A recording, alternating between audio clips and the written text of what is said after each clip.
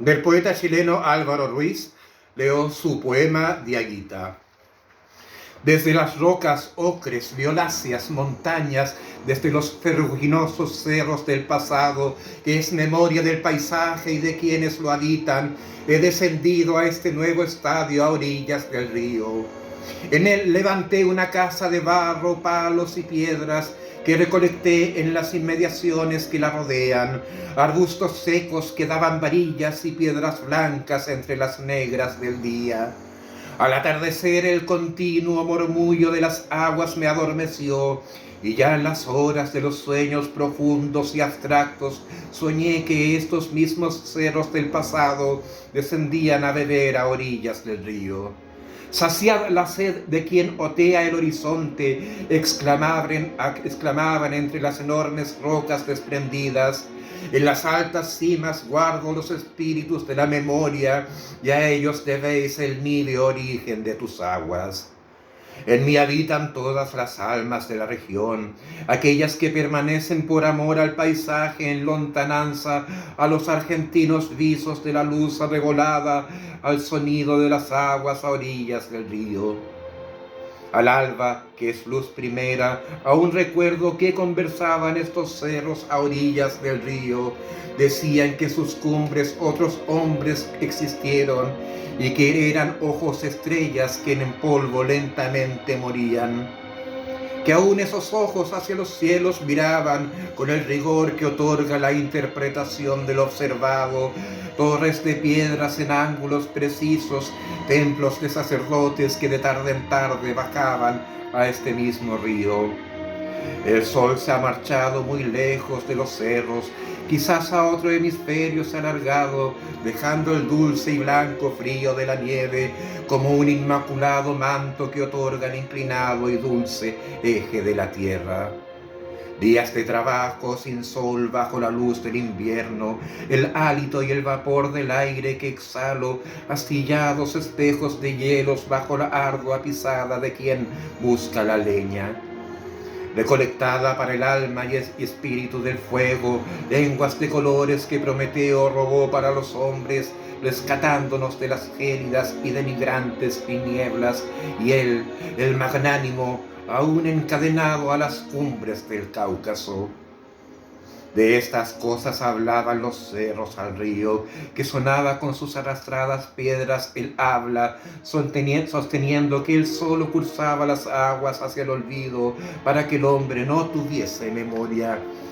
Yo retiraba la nieve del corral de las cabras y practicaba ciertas siembras de invierno en un huerto cercano a la casa de barro, palos y piedras que antes me cobijó de otros inesperados y duros sucesos. Los días se entregaban temprano a la noche, quien lentamente los llevaba al lácteo vientre de los cielos, mientras muy cerca del fuego yo contaba cuántos nudos me separaban del equinoccio primaveral. Por pocos pastos, poca leche daban las cabras, que delgadas como el hilo que separa la realidad de la imaginación, soñaba con el bíblico talento de la reversión.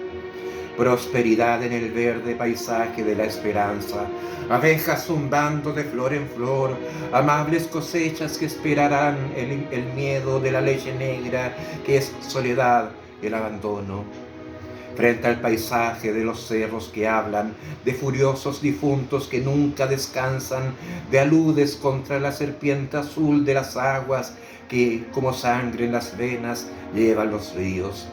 Son los cerros, los apus de la memoria tan llenos de espíritus, violáceos, azules, ocres, los cerros a orillas del río, no lejos al norte, llamado Apumarímac, por ser Dios el que habla desde su lecho. La nieve aún cubría el lomaje de los montes, donde a poca profundidad están las sepulturas de mis antepasados, esqueletos en posición flectada sobre un trazo diamantino que corre de este a oeste. Siempre con la cabeza hacia el naciente, sus restos acompañados de ollas invertidas y jarros pato, para cuando levantasen sus cuerpos renacidos, oyeran la lejana rompiente y bebiesen. Los espirituosos líquidos que un día brindaron como culto a los dioses y a los muertos, en vasijas de líneas rojas y negras sobre fondos blancos, que eran motivos de la gran cosmovisión geométrica. Y pronunciando sonoramente el cacán, llamaron a los otros curacas de los valles cercanos, los cuales acudían ornados con hermosos tuturacos, que es la flor de la totora y del corazón de Aguita. Sin embargo, entre vaticinios y realidades, como pájaros enloquecidos por nerviosos instintos, y a través de las accidentadas quebradas, subió la alarma de unos barcos anclados en la costa. Barbados hombres que traían caballos, espadas y cruces, una religión monoteísta y una ambición desenfrenada, oro y oro y oro, orando la oración del oro bajo los maderos y la figura de un hombre triste y crucificado. Se encendieron en estos mismos cerros múltiples fogatas para que el invasor imaginara que los pocos nuestros eran muchos, y así de este modo amedrentarlos y persuadirlos a que regresasen al blanco velamen de sus barcos. Lo mismo a las cabalgaduras venidas desde el Tahuantinsuyo, que es la tierra de la lengua Lunasimi, la de las piedras, regida por el Inti, que es el sol radiante sobre las afiebradas mentes de estos jinetes galopantes. Nada de esto ocurrió, y el hombre de yelmo permaneció levantando sobre nuestros sagrados lugares de culto soberbias construcciones de arcos y cúpulas, donde en lo más alto de ellas se erigía una cruz. Los arroyos se enrojecían con la sangre de tantas vidas, y varios de los nuestros por temor se hicieron llanaconas y susurraron al conquistador, donde se hallaban los pectorales, los ceremoniales adornos de cobre, plata y oro.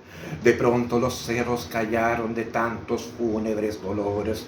La población de las aldeas se redujo abruptamente, la lengua y la raza fuese mestizándose, y la pretendida evangelización produjo sincretismo. Esto era lo que yo soñaba en las frías noches de invierno, cubierto con tejidos de llamas y pieles de guanaco, esperando con varios quepís menos en la varilla la llegada de los equinocciales días primaverales. La nieve, como los sueños, lentamente comenzó a derretirse. Crecieron los nuevos pastos y la tibieza del sol alumbró esplendoroso y sanó las heridas con aquella sabiduría que el tiempo otorga a la vida. Ahora no solo maíz, quinoa y calabazas siembro en las terrazas, sino también la vid que trajo el fornido hombre de los mares, de cuyas uvas preparo un nuevo brebaje que ahuyenta las dolorosas penas de tantos años sometido. Bebo en un jarro pato por el Dios de los cristianos, y posternado ante Cristo y la geometría de los cielos, me encomiendo a aquellos descarnados que son mis muertos originales, para que las cosechas de este año no sean devoradas por las plagas.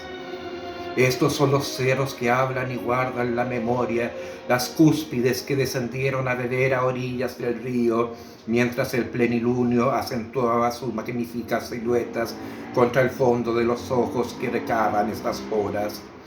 Ojos ahora marchitos por el quemante sol del estío, miradas ciegas que tiemblan en el corazón, aguardando las horas primas para la recolección de los regios frutos que tiempo antes el hombre sembró. Es así la curva elíptica de la tierra en torno a lo divino, que es el sol que rige los trabajos y los días. El calendario hesiodiano de las labores agrícolas, con sus meses de actividad y sus meses de jolgorio. Disminuyen las aguas en los cauces del río. Pálidas nubes cubren el horizonte, y otra vez de oro son hojas que caen desde el cielo, las últimas de un árbol de ramas enteramente desnudas. Volverán los blancos sombreros a las cumbres de los cerros, cubrirán las pocas profundas sepulturas de aguitas, ánimas a ras de tierra, que sin duda persuadirán a las cumbres para que en medio de la noche otra vez desciendan a beber a orillas del río. Corolario. Había camélidos enterrados junto a los difuntos. En todas las tumbas yacían ambos en posición flectados, las cabezas hacia el sol naciente en el alto Ande y un rojo mar sonoro a los pies del cruel poniente. Todos los cántaros estaban boca abajo, invertidos para que bebiesen en el inframundo travesías delirantes llenas de imaginación geométrica, que son los motivos de estos mismos cántaros boca arriba. En un lugar arqueológico de las compañías bajas, los huesos y ornamentos desaparecieron de sus sagradas tumbas. Solo quedan los fogones en sus lugares originales, 1,5 metros abajo de la actual realidad.